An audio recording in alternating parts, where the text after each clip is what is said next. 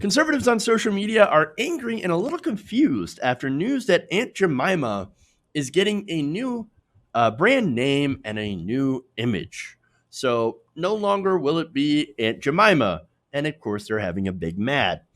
So now, parent company Quaker Oats announced the syrup and pancake mix brand, which dates back to 1889 and originally featured a black minstrel character, which is who you see, um, will be updated with a new non-racist stereotypical brand.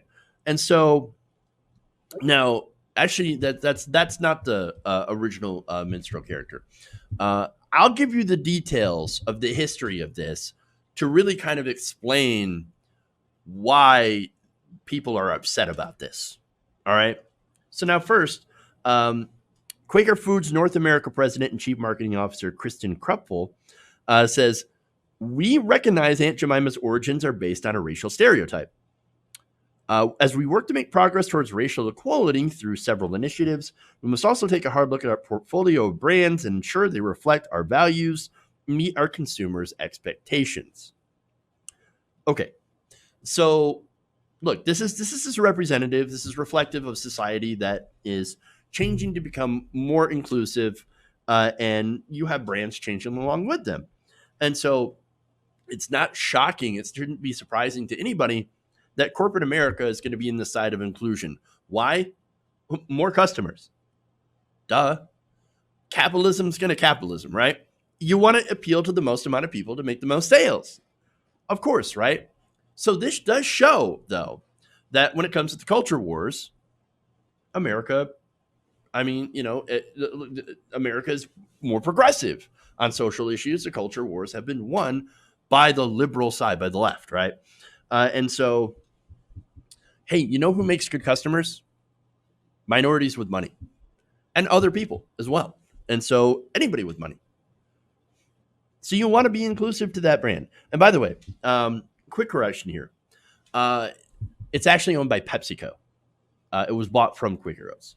So just a little correction on that. But all right. So now, as far as this is a marketing gesture, of course, as I mentioned before. And that's okay. They're going to do what they're going to do. Again, we've seen this from brands. We also have Uncle Ben's that have decided today, thanks to Aunt Jemima, to change their brand as well. So now, that said, conservatives are going absolutely nuts. The entire world is falling apart around them, and so they're lashing out. One says, "Ridiculous! What is going on?" I hope somebody explained. All right. Another one says, "People love Aunt Jemima, probably the most popular brand of syrup out there. People buy it because they trust Aunt Jemima and feel happy having this product in their home. Her beautiful, bright smile makes other people begin their day with a smile too. It's good, but must ban smiles." Wow. Hilarious. Okay. I mean, who honestly looks at it? Maybe some people do, right? And thinks about a brand. I can't wait to start my day looking at the smiling person on a box because that makes me feel warm and fuzzy inside. Nobody thinks that. That doesn't make any sense to me. I mean, like, I don't know. I guess I find it amusing that people are catching feelings from corporate brands. It's kind of weird. A little boomer, really. Now there's more. "Oh, come on. I'm for racial equality, but that's going quite far. Pretty soon Lucky Charms will remove Lucky so leprechauns aren't offended." Well, except for that whole inconvenient thing about leprechauns not actually being real. Slavery and racism and racial stereotypes, very real things. Another person says, "Starting to go down a big rabbit hole where it stops. Nobody knows." You know, they're just changing the brand name, right? It's going to be the same old instant pancake mix and essentially high fructose corn syrup that's got coloring in it. They're not really changing what it actually is. It's just a brand change. Whatever, right? Another one says, "So the Quaker Oats man just canceled Aunt Jemima in the name of fighting racism. Damn you liberals have shit for brains." This is the free market at work, man. I thought you guys believed in the free market. I mean, really, I don't think that there was a massive amount of outrage towards Aunt Jemima. I mean, yes, like I do see a lot of people like, oh yeah, finally, okay, yeah, I can see that. That's good that they changed it. But was there like a massive targeted campaign of people protesting out there saying Aunt Jemima bad? Not necessarily. I'm sure a few people raised the issue and were like, hey, that is kind of a racist caricature. Maybe we should change that. All right. But anyway, mostly free market. They made the decision themselves. Now, another one named Ban the Mask. This is going to be good. Everyone needs to boycott Quaker Oats. They are complete racists to the snowflake liberal Aunt Jemima cancel culture who just wanted something to cry about. If it was a white person on the label, they'd yell racist too. None of that makes any sense. Y'all are just big mad. That's what that is. Another one says, on the other hand, I hope this beautiful black face isn't replaced with a non-black face. Oh, okay, well, here we go. Somebody who wants more representation, right? He says, I'll probably get flamed for this, but growing up in an all-white rural county, Aunt Jemima's warm smile was my main exposure to black people as a kid, a positive influence. You are positively influenced by a fake caricature on a box of pancake mix. What? That doesn't make any sense. I mean, come on, dude, right? Really? Your main exposure to black people when you were a kid, it was a fake person on a box. Look, I grew up in a pretty white rural area as well. So yeah, I didn't have a lot of exposure to black people. But I didn't look to a box of pancakes for positive black role models.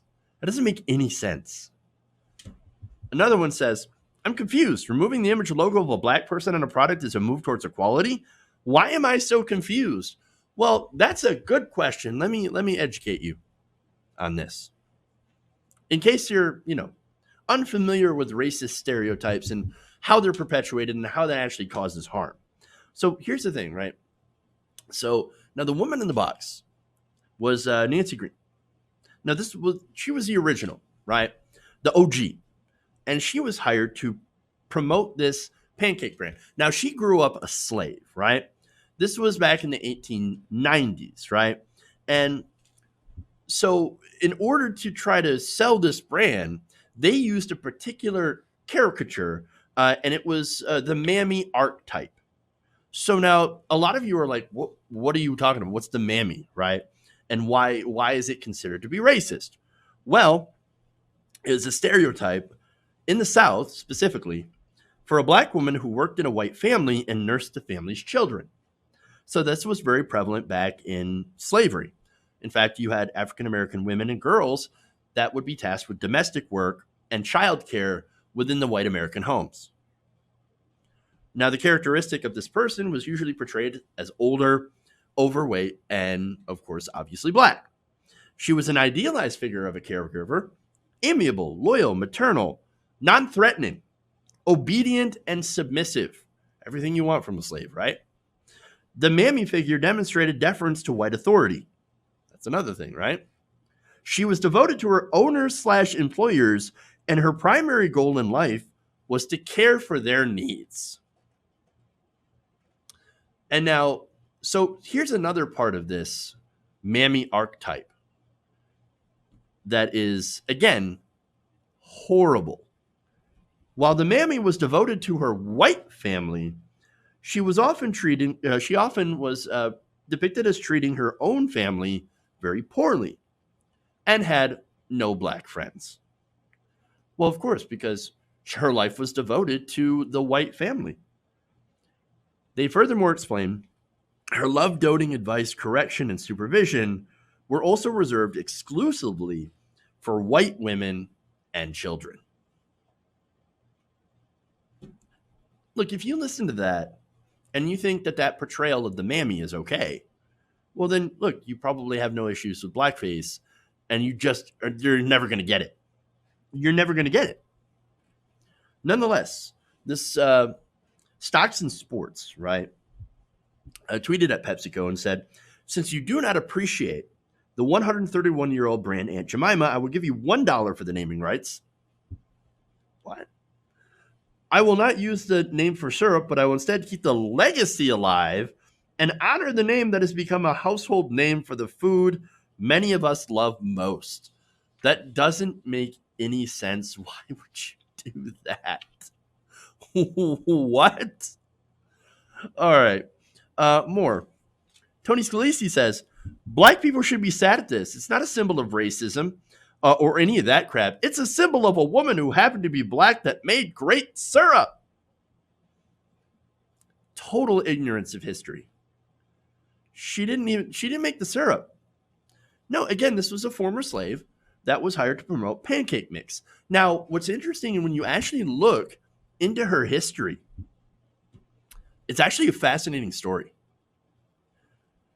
She used her financial freedom from playing that caricature, because again, it was back in the 1890s, right? And I think did so up until the 1930s. Then she was unfortunately killed in a car accident. But during that time, she used her financial freedom and her work and her stature as a spokesperson to actually lead the fight against poverty and in favor for equal rights for individuals in Chicago.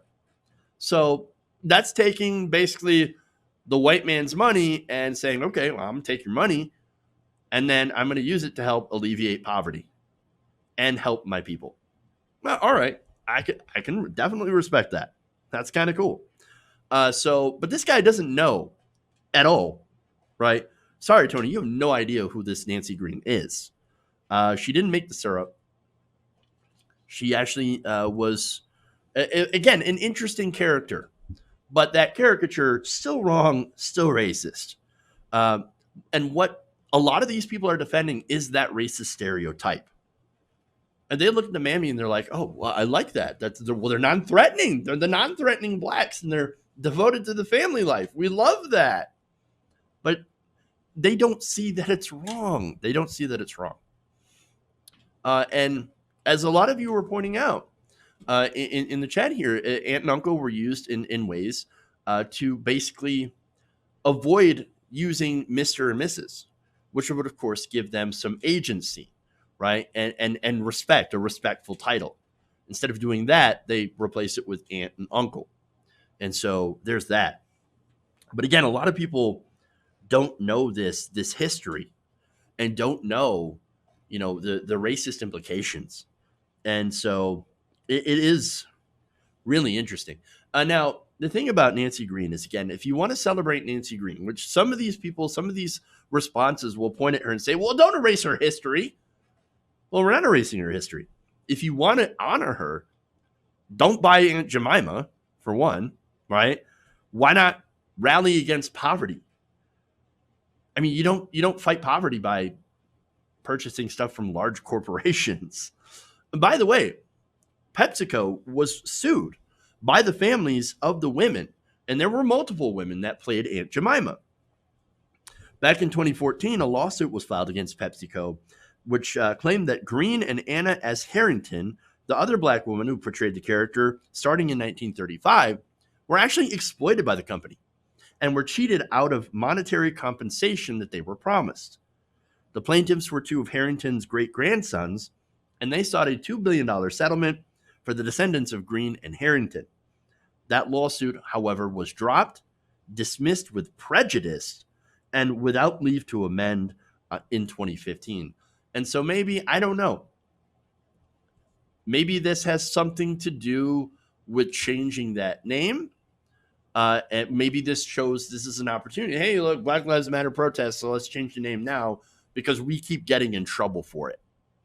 Don't know. But it is interesting to look at. So, but for all the conservatives that are having a white hot meltdown over this, oh my God, cancel culture, relax. you're going to be fine. It's just syrup, and really not even that good of syrup. You want good syrup, go maple, apparently. Hey guys, hopefully you enjoyed that free video. Now I'm going to have to ask you a favor. Between the demonetization and the YouTube algorithm messing around with view counts, etc., we're having a hard time adjusting to the new YouTube reality, which is where you guys come in. See, we have a Patreon, patreon.com/TYTNation, set up to help us rely on you guys, the viewers, instead of big corporate ads. Look, you know the show. You know I'm not in favor of big corporations anyway. So help us transition away from relying on the ad model to pay the bills and sign up to be a patron, patreon.com/TYTNation. That goes a long way to help us keep the lights on. And you guys will know that you're supporting independent progressive media.